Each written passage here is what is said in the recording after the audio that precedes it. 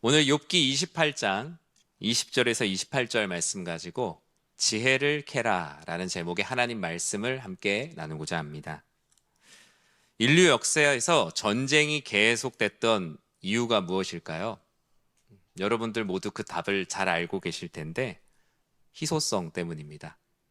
자원을 더 갖고 싶은 마음, 상대가 나보다 더 많이 가지고 있는 것을 빼앗고 싶은 마음으로 때로는 무력으로, 때로는 법적으로, 때로는 회유와 속임수를 통해서 상대의 것을 가지고 오는 모든 과정이 전쟁이고 그것이 곧 인류의 역사이기도 했습니다.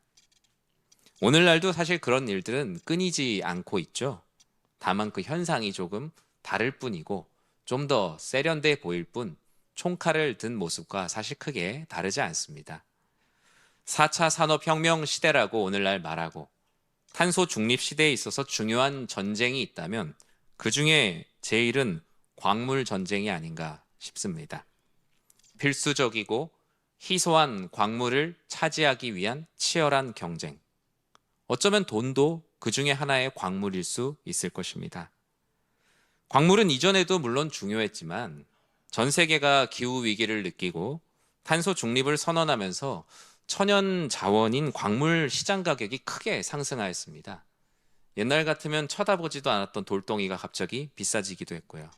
아마 몇천 년 전에 거래가 되지 않았던 유명한 보석들, 그때는 옥수수 한 자루랑도 바꾸지 않았던 그런 작은 돌이 지금은 집 한 채를 주고도 살 수 없는 시대가 되었습니다. 그러다 보니 광물 확보가 나라의 생존을 결정한다라는 것을 각 나라들은 알게 되고 많은 정책들을 펼쳐가고 있어요. 특히 수천 가지 광물 중에서 오늘날 첨단 산업과 에너지 산업의 기반이 되는 주요 광물, 리튬이나 코발트, 흑연, 니켈, 히토류, 백금 등은 그 나라의 권력과 부의 상징이 되었습니다. 이제는 자원 패권 국가의 시대가 된 것이죠. 잘 알고 계시는 테슬라의 대표 일론 머스크가 리튬 가공 이론이야말로 돈을 찍어내는 면허증이라고 할 만큼 이 시대는 아주 치열한 광물 전쟁 속에서 살아가고 있습니다. 그래서 나라들은 이제 자신들의 나라의 자원을 민간 기업에다가 맡기지 않고 국유화를 선언하는 일들이 날마다 연인 뉴스를 통해서 여러분들 볼 수 있습니다. 이에 반해 자원의 95%를 수입에 의존하는 그럼 우리나라는 어떻게 합니까? 우리나라도 국가 첨단 산업에 필요한 33개의 광물을 정해서 핵심 광물로 지정을 하고 이 광물을 많이 가진 나라들과 외교와 협상을 통해서 낮은 가격에 많은 광물을 확보하고 있습니다. 아직 턱없이 부족하지만 여러분들도 알지 못하는 사이에 군산에 가면 국가 희소 금속 비축 기지가 있습니다. 여기에 가면 우리나라가 반도체나 첨단 산업에 아무래도 앞서 있는 나라다 보니 자원 수급이 되지 않으면 금방 큰일 나잖아요. 그래서 필요한 광물들을 계속 저기에다가 보관하려고 노력을 하고 있지만 여전히 두어 달을 버틸 수 없는 정도의 자원을 모으고 있습니다. 오늘 본문도 욥이 얼마나 가치 있는 것을 찾는 사람들의 이야기를 말하고 있는지 몰라요? 우리 3절과 4절 말씀 같이 한번 읽어볼까요? 사람은 어둠을 뚫고 모든 것을 끝까지 탐지하여 어둠과 죽음의 그늘에 있는 광석도 탐지하되 그는 사람이 사는 곳에서 멀리 떠나 갱도를 깊이 뚫고 발길이 닿지 않는 곳 사람이 없는 곳에 매달려 흔들리느니라. 아멘. 성경에 이런 말씀이 있었나 하는 분도 있을 겁니다. 욥기를 우리가 이번 한 주 동안 읽었는데요. 우리 욥하면 고난, 인내 그러면서 욥에 많은 분들이 욥 앞부분하고 욥 뒷부분을 많이 읽습니다. 어떤 글을 읽을 때 앞뒤만 읽으면 알지 뭐 이러면서 앞하고 뒤를 많이 설교를 해서 정작 가운데에는 설교가 많이 되지 않아요. 그 중에 이제 나의 길을 그가 아시나니 나를 단련하신 후에 정금같이 되어 나오리라 이 말씀이 중간에 물론 23장 중에 딱 있기는 하지만 주로 욥의 앞부분과 뒷부분의 설교를 많이 합니다. 근데 여러분이 욥기를 읽을 때 제일 중요한 것은 욥기의 장르죠. 욥기는 시가서이기도 하지만 지혜서입니다. 욥기, 시편, 잠언, 전도서, 아가서를 시가서라고도 하지만 지혜서, 지혜 묵시라고 분류를 하거든요. 즉 욥이 말하는 것은 인간의 고난과 인내 가운데 승리했다라는 그 어떤 1차적인 교훈보다는 하나님의 지혜와 주권이 무엇인지에 대해서 욥이라는 한 인생의 고난을 통해서 가르쳐 주시는 것이 핵심 메시지라고 할 수 있습니다. 욥은 사람의 지혜가 참 대단하다. 이 고난 가운데 이 세상을 이렇게 보니 사람이라는 존재가 참 대단하다는 것을 먼저 생각하며 무엇이 대단한가 생각해 보니 광물을 캐는 기술이 보며 사람이 참 대단하다라고 생각을 했어요. 어디서 은이 나는 것일까? 어떻게 흙에서 철을 캐내고 돌을 녹여서 동을 만들 수 있을까? 어둠 속에 갱도를 깊이 뚫고 광석을 어떻게 사람이 캐낼 수 있을까? 참 신기하잖아요. 여러분도 여러분이 자라면서 느꼈던 신기한 기술들 하나씩 있지 않으세요? 제가 무지해서 그런 건지 모르겠지만 저는 음악을 좋아하는데 제일 신기한 기술이 어릴 때 뭐라고 생각했냐면 지금 잘 쓰지 않지만 카세트 테이프 안에 어떻게 음악이 들어갈까라는 거였어요. 이 기술을 잘 아는 분은 저를 보면서 아유 참 그건 것도 몰라라고 생각하겠지만 저는 그게 너무 신기했어요. 그 비닐에 어떻게 음악이 들어갈까? 그리고 그것이 어떻게 재생이 될까? 뭐 CD도 마찬가지고요. 오늘날 어떤 파일로 음악을 듣는 것보다 사실 그게 훨씬 더 신기했습니다. 근데 욥이 생각할 때 사람이 정말 지혜롭다 하는 것의 최정점은 바로 이 광물을 캐내는 일이었어요. 제가 자랐던 지역은 그 국립광산고등학교가 있었어요. 지금은 이제 없어졌거든요. 그 학교가. 없어진 이유는 뭐겠어요? 더 이상 거기에서 캐내는 광물이 희소성이 이전보다는 떨어졌기 때문이겠죠. 그래서 고등학교를 진학하는 친구들 중에 석재과, 채광과 이렇게 진학하는 친구들이 있었습니다. 당시에는 그것이 우리나라 시대를 먹여 살리는 아주 중요한 자원이 되었기 때문이에요.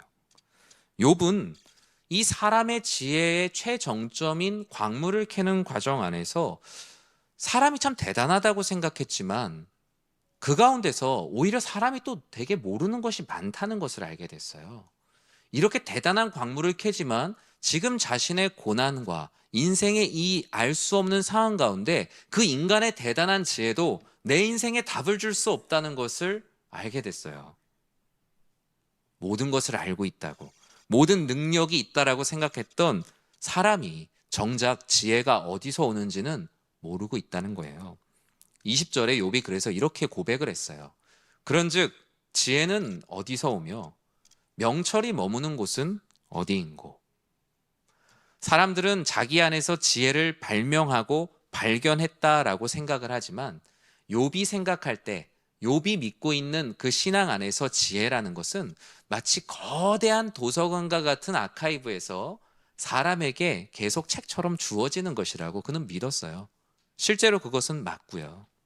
하나님이 창조 세계 안에 하나님이 가지는 거대한 아카이브 안에서 지혜를 우리들에게 나눠주시죠. 욥은 사람이 모든 것을 아는 것 같으면서도 정작 지혜가 어디서 오는지는 모른다는 것을 고난 중에 알게 됐어요.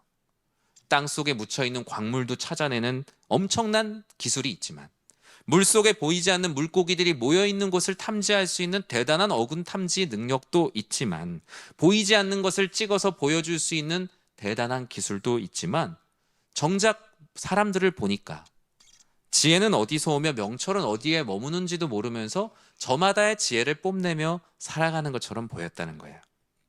왜 지혜는 인간이 찾을 수가 없을까요?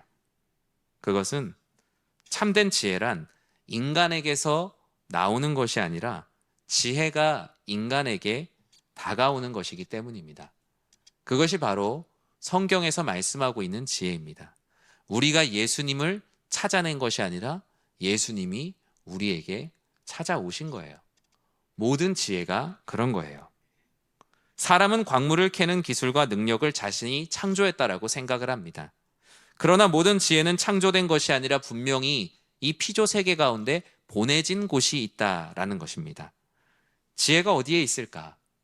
욥은 아주 시적으로 내가 지혜가 어디 있는지 여러 군데 물어봤다라고 말해요. 14절에 보면 욥이 이렇게 물어봤어요. 깊은 물에게 물어봤어요.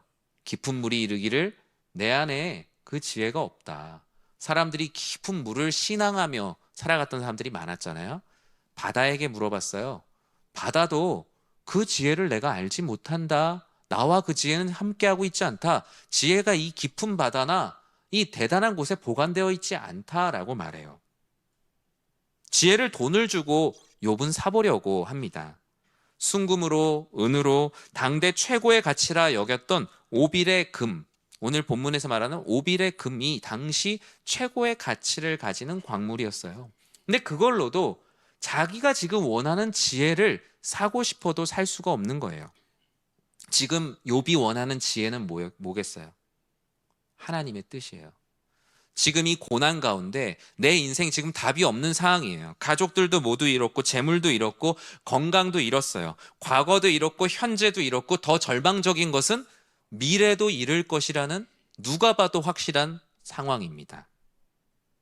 미래를 회복할 기술도 능력도 지혜도 이 당시에 그 광물을 캐내는 당시로 봤을 때는 최고의 기술의 시대를 달리고 있다 하더라도 내 마음의 이 평안함조차 해결해 줄 수 없다는 것을 알았어요. 지금 이 시대 가운데 얼마나 대단한 기술들이 나왔습니까? 하루하루 야 저런 기술들이 나왔네 라고 생각하며 우린 살아가지만 그 최첨단의 기술도 내 마음의 슬픔과 우울함과 내 마음의 이 변동성 하나 잡지 못하는 것이 이 시대의 인간이 만들어낸 기술이에요. 욥은 사람이 이렇게 최첨단의 시대를 달려가고 있는데도 내 마음, 내 인생 하나 해결해 주지 못한다는 것에서 참된 지혜에 대한 갈증이 더 생겼어요. 더 시대가 최첨단의 기술을 달리며 고도화되면 될수록 인간이 더 외로운 것처럼 더 하나님과 진리에 대한 궁금함이 더 생겼다는 거예요. 욥의 마음에 탐탁지 않은 질문들이 계속 오갔어요. 친구들이 찾아왔어요. 지금 너의 상황을 타개할 수 있는 건 이런 거야, 저런 거야. 지금 이렇게 하면 된대. 친구들이 찾아와서 각자가 생각하는 지혜를 욥에게 쏟아놓지만 그 모든 것 다 임시 방편의 지혜일 뿐이었어요. 그럴수록 욥의 마음 가운데는 나의 문제를 해결해 줄 수 있는 참된 지혜와 진리가 무엇인지 더 궁금해졌어요. 욥은 23절에 놀라운 비밀을 깨닫게 됐어요. 같이 한번 읽어볼까요? 하나님이 그 길을 아시며 있는 곳을 아시나니. 아멘. 지혜는 어디에서 옵니까? 바로 하나님만이 그 모든 것을 아심을 믿으시기 바랍니다. 여러분의 삶에 여러분의 문제를 해결할 수 있는 지혜가 소소하게 그날 하루 작은 일들을 해결하는 지혜는 책 속에도 있고 여러 가지 인생의 많은 지식 가운데 있지만 궁극적으로 우리의 문제를 해결할 지혜는 오직 하나님 말씀 안에 있음을 꼭 믿으시기 바랍니다. 욥은 모든 지혜의 길과 있는 곳을 하나님만이 아신다고 고백합니다. 이것은 마치 베드로의 고백과 같아요. 주는 그리스도시요 살아계신 하나님의 아들이십니다라는 고백은 욥기에 만약에 그 말씀이 쓰여져 있다면 우리가 읽었던 그 말씀과 같아요. 모든 지혜는, 모든 지식은, 모든 길은 오직 하나님께 있으며 하나님만이 아십니다. 하나님이 주시는 지혜만이 인생의 모든 문제에 답을 줄 수 있다는 것을 욥은 비로소 깨닫게 됩니다.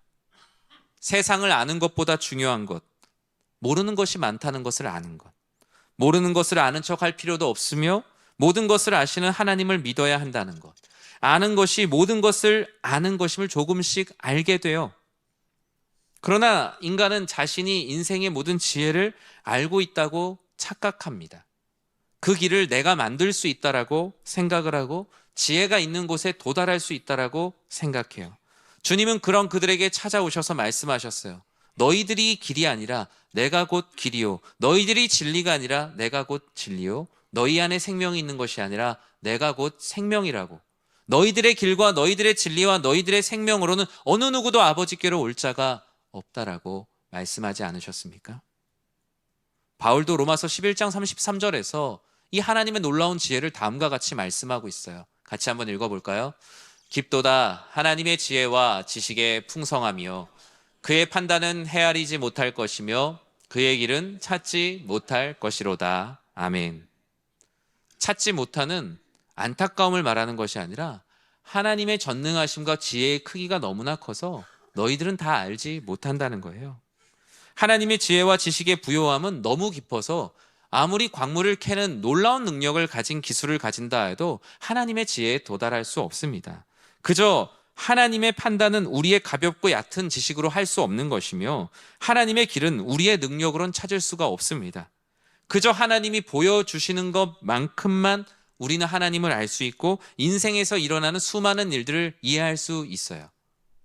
그런데 놀랍게도 감사한 것은 하나님이 알려주시는 것만큼만 알아도 우리가 영원한 생명을 얻는 일엔 전혀 부족함이 없다는 것입니다. 오히려 이 세상에 무지하고 세상 지식을 좀 잘 모르고 그리고 이 시대의 트렌드에 조금 뒤처지고 사람들이 많은 곳을 가는 곳에 다 가지 않아도 불안해할 필요가 없다라는 거예요. 전쟁은 왜 일어나는지, 착한 사람들이 왜 더 힘들게 사는지, 왜 악이 득세하는 것 같이 보이며 왜 힘든 일들은 계속되는지 우리는 모든 것을 알지 못합니다. 다만 하나님께서 땅끝까지 모든 것을 감찰하심을 믿습니다. 온 천하를 살피심을 믿습니다. 바람의 무게도 물의 분량도 비 내리는 법칙도 비구름의 길과 우레의 법칙도 만드셨음을 믿습니다. 욥은 내가 알아야 이해하는 것이 아니라 하나님이 나를 아시면 된다라는 것에 엄청난 위안을 얻게 돼요. 욥기 23장 10절에 우리가 아는 그 유명한 말씀이 이렇게 쓰여져 있죠. 같이 한번 읽어볼까요? 그러나 내가 가는 길을 그가 아시나니 그가 나를 단련하신 후에는 내가 순금같이 되어 나오리라. 아멘. 내가 하나님을 아는 것보다 이 세상을 아는 것보다 더 중요한 것은 하나님이 나를 아시는 것이라는 것이 욥의 결론이었어요. 어차피 내가 하나님을 잘 알아서 하나님을 믿는 게 아니라는 거예요. 나를 잘 아시는 하나님께서 나를 찾아오실 때 우리는 은혜를 경험하고 하나님을 믿게 되는 거예요. 만약에 내가 하나님을 아는 만큼 믿는다?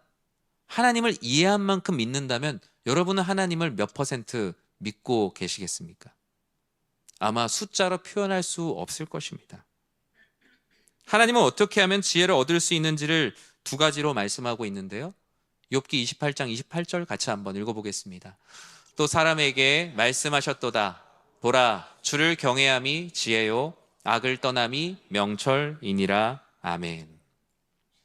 욥기 28장은 욥기 안에 있는 잠언이기도 합니다. 이 욥기 28장이 말하는 것은 지혜를 캐는 사람들에 대해서 말하고 있습니다. 지혜를 캐는 사람들은 누구입니까? 주를 경외하고 악을 떠나는 사람들이 지혜를 캐는 사람들입니다. 저는 여러분들이 바로 지혜를 캐는 사람들이라 믿습니다. 우리 옆에 있는 분과 같이 인사할까요? 지혜의 광부가 됩시다. 우리는 깜깜이 같은 세상 속에서 지혜를 캐야 되는데 그러면 지혜의 광부로서 그것을 밝히는 빛은 누가 주십니까? 성령 하나님께서 그 모든 것을 밝히 알게 하십니다. 모든 것을 조명하시는 하나님께서 말씀 가운데 빛이 되셔서 우리가 무엇을 캐야 될지를 알려주십니다. 지혜를 캐는 사람들은 주를 경외하고 악을 떠나라고 주님께서 말씀하셨기 때문입니다. 하나님께서는 하나님의 지혜로 창조한 세상을 이 땅 가운데 주셨어요. 이 땅은 희소하지 않습니다. 예수 그리스도를 믿고 구원을 받는다라는 놀라운 지혜는 풍성하고 풍성합니다. 어느 누가 먼저 캐냈다고 해서 그 다음 사람이 캐낼 수 없는 아픔이 있는 자원이 아닙니다. 하나가 있기 때문에 누구나 싸워야 되는 것도 아니고 모두를 나눠주고도 12강주리에 남았던 그 오병이어의 기억처럼 주님 아버지의 그 놀라우신 사랑은 나누고 남아도 남는 충분한 영적인 자원입니다. 그러나 우리는 그 자원, 그 놀라우신 우리의 영적 자원에 마음을 두지 않고 하나님께서 말씀도 하지 않은 것에 우르르 몰려가서 서로 싸웁니다. 시에라리온이란 나라에 가면요, 다이아몬드가 아주 유명하잖아요. 그 다이아몬드를 피의 다이아몬드라 부르죠. 그 다이아몬드 하나가 나오기까지 얼마나 많은 아이들이 죽어야 하는지, 얼마나 많은 내전을 통해서 많은 사람들이 죽어야 하는지, 그 자원 안에는, 그 아름다움 안에는 엄청난 슬픔이 담겨 있습니다. 그리고 사람들이 좋다고 하는 곳에서 내가 지금 캐고 있지 못하는 것을 불안해합니다. 심지어 마트에서도요, 평소에 10,000원 하던 거 2,000원에 팔고 있었는데 못 사면 집에 잠이 안 오는 분들 많이 계세요. 내가 그걸 샀어야 되는 건데. 근데 그분이 사실 그 8,000원하고 그의 인생이 그렇게 큰 차이가 없어요. 근데 남들이 잘 좋다고 하는 것에서 같이 캐지 못하는 것에 불안함을 느껴요. 오늘날 주식, 투자, 부동산 모든 것 다 마찬가지죠. 시대의 트렌드에 내가 같이 올라타 있지 못하면 불안해요. 내가 하나님께서 주시는 변하지 않는 놀라운 가치, 그 반석 위에 있음에도 불구하고 그 지혜를 캐는 것은 등한시하고 하나님이 주신 곡괭이를 가지고 사람들이 가는 곳에 가서 캡니다. 심지어 하나님의 말씀이라는 곡괭이를 이용해서 사람들이 원하는 곳에 가서 캐요. 말씀을 그 안에 내가 원하는 것을 얻기 위한 수단으로 말씀이 이렇게 써 있지, 이렇게 하면 성공한대. 하나님 말씀을 성공의 곡괭이로 사용합니다. 그러나 여러분들은 오늘 이 세상 사람들이 캐지 않는 곳에서 채굴을 하고 계시는 분이십니다. 그런 부분에서 여러분 너무나 주 안에서 자랑스러운 분들이고 하나님 앞에 자부심을 가져도 되는 분들이세요. 주일에 예배를 드리는 것, 이 세상 사람들이 봤을 때 돌멩이 하나도 못 캐는 아무런 의미 없는 일일 수 있습니다. 금전적인 정신적인 손해가 있을 것을 알지만 하나님의 뜻대로 살아가는 것, 불리할 것 같지만 말씀대로 어떻게든 정의롭게 살아가 보려고 하는 것. 우리는 왜 많은 사람들이 몰려드는 곳에서 채굴을 하지 않고 오늘 이 자리에 나와서 하나님의 말씀을 캐고 있습니까? 그 말씀의 가치를 믿는 사람들이기 때문입니다. 사랑하는 성도 여러분, 여러분 모두 하나님의 지혜를 캐고 있는 주님 앞에 당당하고 자부심 있는 신앙인임을 꼭 믿으시기 바랍니다. 비록 우리가 완벽하지 않을 수 있지만 다른 곳에서 캐고 있는 광산을 보며 잠깐 부러워할 수 있지만 우리는 하나님의 말씀의 산에서 지혜를 캐는 사람들입니다. 욥은 주를 경외하는 것이 곧 지혜라고 말했습니다. 우리는 말씀을 듣고 말씀으로 살아내면서 하나님을 경외하는 것이 모든 지식과 지혜의 근본임을 오늘 다시 한번 확인하고 캐내어 우리의 바구니에 담아 갈 것입니다. 오늘 우리의 예배를 통해서 우리는 주를 경외하는 것이 지혜라는 또 하나의 지혜를 캐내고 집으로 돌아가게 됩니다. 다른 사람들이 볼 때는 돈도 안 되는 이 시간, 오히려 불편하고 피곤하고 나에게 손해가 되거나 거추장스러운 것 같은 다른 사람들이 볼 때 그런 신앙생활이 우리의 기쁨이 됩니다. 하나님은 주를 경외하는 것이 우리의 짐이 아니라 우리의 지혜라고 말씀하셨기 때문이에요. 욥은 인간의 광물의 채광 작업이 얼마나 어렵고 얼마나 대단한 것인지는 분명히 말했습니다. 인간의 지혜도 인간이 보기엔 대단하지만, 인간의 노력과 지혜도 대단하지만, 광물은 인간의 노력으로 어떻게든 캘 수 있지만 하나님의 지혜는 노력한다고 얻는 것이 아니라고 말합니다. 지혜는 오직 주를 경외하는 마음을 가진 자에게 주시는 하나님이 주시는 선물이에요. 우리가 캐낼 수 있다고 캐는 것이 아니라 주를 경외하는 마음을 가진 자들이 때로는 정말 작은 모종삽을 하나 가지고 나왔다 할지라도 하나님께서 풍성한 은혜를 주시는 것이 바로 하나님의 지혜를 캐는 사람들, 지혜의 광부들에게 주시는 놀라운 은혜입니다. 욥이 얻고자 했던 지혜가 무엇이었을까요? 바로 하나님의 은혜, 하나님의 때입니다. 도대체 이 고난이 언제 끝날까? 아니면 이 고난을 언제 해결할까? 나의 과거도 현재도 지금 삭제되어 있는 것 같은데 나의 미래는 과연 주어져 있을까? 이 세상 모든 사람들에게 물어봐도 자신의 문제에 대해서 답을 해줄 수 있는 지혜는 없었어요. 그래서 욥은 지혜이신 하나님께 기도했어요. 하나님께서 알려주셨어요. 잘 왔다. 내가 바로 너의 인생에 답을 해줄 수 있는 지혜라고요. 지금 내 삶의 고난이 언제 끝날지 알 수 없지만, 언제 해결될지 알 수는 없지만 주를 경외함을 계속 쌓아갈 때 하나님께서 나를 가장 선한 길로 인도해 주실 것을 믿는 믿음, 오직 주님이 나를 아시나니 주님이 나를 단련하신 후에는 내가 숨금같이 되어 나올 것을 믿는 믿음. 욥에게는 지혜를 캐고자 하는 열정이 이 고난 가운데 어느 누구도 새로운 일을 시작할 수 없을 것이라고 하는 바닥에서 지혜를 캐기로 작정합니다. 본문에서 말하는 주를 경외한다는 뜻은 하나님의 주권, 그 하나님의 주권을 경외해야 한다는 말씀입니다. 주님, 제가 지혜를 캐기로 했사오니 저에게 고난이 와도 저는 지혜를 캐겠습니다. 저에게 기쁨이 와도 기쁨의 마음을 빼앗기지 않고 주를 경외하기를 더욱 힘쓰겠습니다. 이 세상 사람들이 그쪽이 좋다라고 다 몰려간다고 할지라도 저는 묵묵히 하나님의 말씀의 산에서 주의 말씀을 캐는 일을 멈추지 않겠습니다. 그 안에 제 인생에 답을 해주실 수 있는 지혜가 있기 때문입니다. 욥에게 있어서 고난 또한 하나님의 주권이요, 이 고난을 지나가게 하시는 권한도 하나님께 있으니 그럼 뭐겠어요? 이 권한을 가진 분을 경외하는 것이 지혜구나, 너무나 당연한 진리에 욥은 도달하게 됩니다. 그리고 적극적으로 악으로부터 떠나는 자만이 지혜를 캘 수 있다라고 성경은 말씀합니다.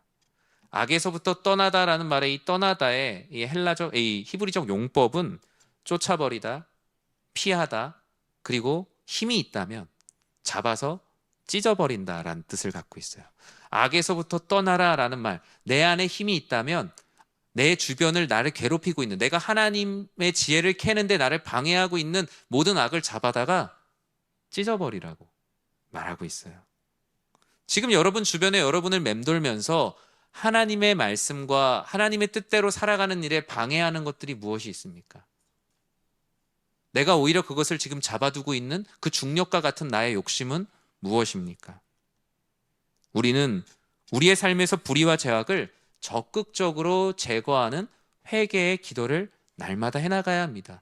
우리가 지난주 에스라 느헤미야의 말씀을 읽으며 에스라가 강단에서 하나님 말씀을 선포하자 백성들 사이에 있었던 가장 큰 변화가 무엇이었습니까? 말씀에 압도되고 그 하나님의 말씀과 자신의 삶 사이에 괴리를 느꼈다라고 제가 말씀을 드렸습니다. 그 괴리만큼 기도하게 됐어요. 그 괴리가 뭐예요? 내 안에 있는 악 때문이에요. 그 괴리를 줄이고 싶어서 악을 내보내고자 했던 것이 바로 회개 기도의 운동이었어요. 악을 떠나보내고 찢어버리고 싶은 그 마음. 왜 그렇죠? 내 안에 차지하고 있는 내 바구니에 하나님의 지혜를 가득 담아야 되는데 쓰레기가 들어있는 거예요. 이 쓰레기를 더 버려야 하나님의 지혜를 더 담을 수 있으니까 예전에는 쓰레기가 아니라 가치 있다라고 생각했던 것을 다 버릴 수 있게 된 거예요. 사랑하는 성도 여러분, 주를 경외하는 자에게 주시는 지혜를 날마다 풍성하게 캐는 우리 사랑하는 모든 성도님들이 되시길 주님의 이름으로 축원합니다. 그리고 여러분의 배우자와 특히 자녀들에게 이 지혜를 캘 것을 권면하고 가르치시기 바랍니다. 그것이 우리 교회의 다음 세대를 위한 가장 중요한 일입니다. 이 세상에서 공부를 잘하는 것 중요합니다. 하지만 우리가 이 세상에서 하는 그 학교 공부가 이 세상의 모든 지혜가 아닙니다. 근데 우리는 때로는 그 학교 공부가 하나님의 지혜보다 더 큰 것처럼 우리 자녀들에게 가르칠 때가 있어요. 공포를 조성하기도 하고 두려움을 조장하기도 해요.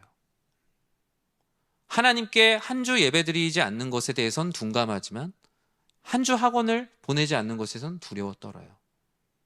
어쩌면 우리가 그 하나님의 지혜에 대한 온전한 가치를 모르기 때문에 그와 같은 일을 서슴지 않고 하고 있지는 않을까요? 우리 아이가 세상에서 수많은 지식을 섭렵했다 하여도 하나님을 모른다 하면 그 아이가 알게 되는 이 세상의 지혜는 얼마일까요? 어릴 때 읽었던 책들, 저는 서당을 다녔기 때문에 사서삼경 기본 베이스 책을 많이 읽었거든요. 그 책을 읽으면서 생각했어요. 아, 이대로만 살면은 이제 성인 군자가 되겠구나. 군자의 삶을 살아야겠다. 그런데 안 맞는 거 되게 많아요.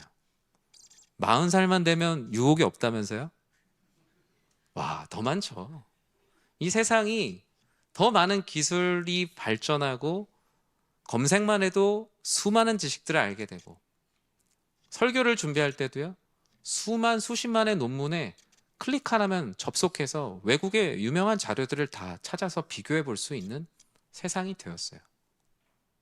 하나님 말씀이 더 많아졌는데 유혹이 없나요? 유혹도 같이 발전했어요. 우리는 끊임없이 우리의 지혜를 자랑하지만 하나님 앞에 여전히 너무나 연약한 존재예요. 저는 우리 사랑하는 모든 성도님들이 나는 지혜를 캐는 사람이다. 이 세상에 다른 사람들이 좋다고 하는 것에 우르르 몰려가서 캐는 사람이 아니라 지혜를 캐는 신자임을 믿고 오늘도 묵묵히 하나님 말씀으로 살아내는 모두가 되시길 주님의 이름으로 축원합니다. 말씀을 맺습니다. 말씀을 준비하고 묵상하면서 제 나름대로 신자란 무엇인가? 이 신자에 대한 정의를 전 한 주간 이렇게 내리고 싶었어요. 제 개인적인 정의입니다. 하나님을 믿는 신자란 지혜를 캐고 집으로 돌아가는 사람들이라는 생각을 하게 됩니다. 하나님이 주신 이 창조 세계에 하나님이 단 한 번뿐이 인생을 허락하셨습니다. 하나님께서는 이 창조 세계 가운데 하나님의 영광을 위한 지혜를 캐도록 우리들을 풀어놓으셨습니다.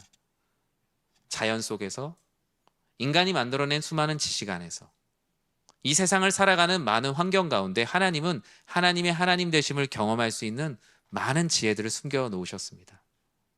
그러나 우리는 때로는 그것에 관심을 갖지 않고 이 세상 사람들이 원하는 곳에 가서 곡괭이질을 하며 살진 않나.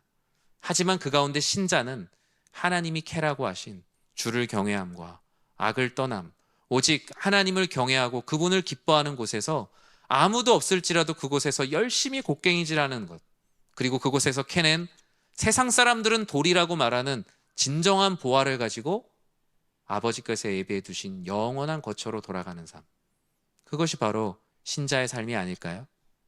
주의 재림의 때에 주님께서 우리들 각자의 바구니를 보고 무슨 말씀을 하실까요? 넌 세상 사람들이 많이 캐라고 하는 그 보화를 캤으니 참 잘했구나 하실까요? 오히려 사람들이 돌처럼 여기는 것들이라 할지라도 열심히 내가 캐라고 한 것을 캤으니 너는 착하고 충성된 종이라고 말씀하실까요? 사랑하는 성도 여러분, 여러분은 지혜를 캔 사람들입니다. 예수를 그리스도로 믿고 계시기 때문입니다. 다른 많은 사람들이 얘기하는 것들을 내가 캐고 있지 않다, 내가 확보하고 있지 않다고 인생에 너무 두려워하지 마시기 바랍니다. 돈이 없고 명예가 없고 삶의 안정이 없고 저도 두려울 때가 있습니다. 하지만 하나님 말씀에서 우리들에게 두려워하지 말라고 말씀하시는 것은 너희는 이미 그 밭에 있는 보화를 알게 된 사람들이라고. 예수를 그리스도로 믿었으니 너희 안에 참된 지혜, 이 세상의 수많은 사람들이 캔 모든 것보다 귀하다라고 주님께서 말씀하셨기 때문입니다. 우리는 그저 인생의 해가 저물고 우리의 아버지 되시는 하나님께서 부르실 때까지, 집으로 돌아갈 때까지 지혜를 캐고 캐는 삶을 살아야 할 것입니다. 중세 최고의 신학자 토마스 아퀴나스가 이런 말을 했습니다. 제가 좋아하기도 하고 항상 경계하는 말이기도 한데, 단 한 권의 책만 읽은 사람이 제일 무섭다. 이 말은 무엇입니까? 물론 아예 안 읽은 사람보다 좀 나을 수는 있겠죠. 근데 한 권의 책을 읽고 그 분야를 내가 아는 것처럼 행동하는 사람이 제일 무섭다는 거예요. 물론 토마스 아퀴나스가 쓴 신학대전이나 이런 책을 보면 그 말이 뭔지는 알 것 같아요. 이 사람이 쓴 책은 너무 방대하기 때문입니다. 그런데 삶을 살면서 대화를 해보다 보니까 어떤 한 분야의 책 하나 읽고 내가 그 분야의 전문가인 것처럼 행동하는 사람이 제일 무섭다는 것을 아퀴나스는 느꼈어요. 우리의 인생에 빗대어 봅니다. 여러분, 제가 대답하는 것에 나다 싶으면 한번 손을 들어보세요. 한 번 인생을 끝까지 다 살고 여기 계신 분 있으신가요? 그러면 오늘 지금 뉴스에 나올 일입니다. 우리 안에 10살, 20살, 70살, 80살, 우리 안에 그 안에서 50보, 100보의 지혜를 다투지만 하나님께서 보셨을 때 인생 한 번도 안 살아본 사람들이 인생 안에서 진리를 나와 지금 논한다고? 하나님께서 보실 때는 너무나 얼척없는 일인 것이죠. 우리는 인생을 한 번도 살아보지 못했습니다. 그런데 하나님 앞에서 내가 하나님을 알고 있고 하나님의 지혜와 같이 비견할 같은 책상에 앉아서 대화를 하겠다고 하는 것이 이 시대의 무지함 아닐까요? 하지만 우리 사랑하는 성도님들은 그 가운데 놀라운 지혜, 바로 그리스도 예수, 그분을 믿을 때 구원을 얻는다는 영생의 비밀을 알고 하나님과 같이 앉지 않습니다. 그분 앞에 무릎을 꿇고 그분께 손을 들어 경배하는 예배의 자리에 있습니다. 대등한 자리에 앉지 않고 그분의 영광을 위해 손을 들어 무릎 꿇는 피조물로서의 놀라운 지혜를 알고 계십니다. 하나님이 보실 때 우리의 인생은 단 한 권의 책도 읽지 않고 세상을 알고 있다고 말하는 사람들의 모습과 같습니다. 그저 우리는 하나님의 은혜를 구할 뿐입니다. 고난이 오든 기쁨이 오든 슬픔이 오든 이해할 수 없는 일이 있다 할지라도 주를 경외하는 것을 멈추지 마시기 바랍니다. 악을 더 적극적으로 떠나시기 바랍니다. 그것이 바로 지혜를 캐는 것이요, 주님께서 말씀하시는 착하고 충성된 종입니다. 저마다 이 광물이 최고라고 여긴 이 세상 속에서 우리의 반석이요 구원이신 그리스도 예수를 의지하며 지혜를 캐는 광부의 삶을 살아가시길 주님의 이름으로 간절히 축원합니다.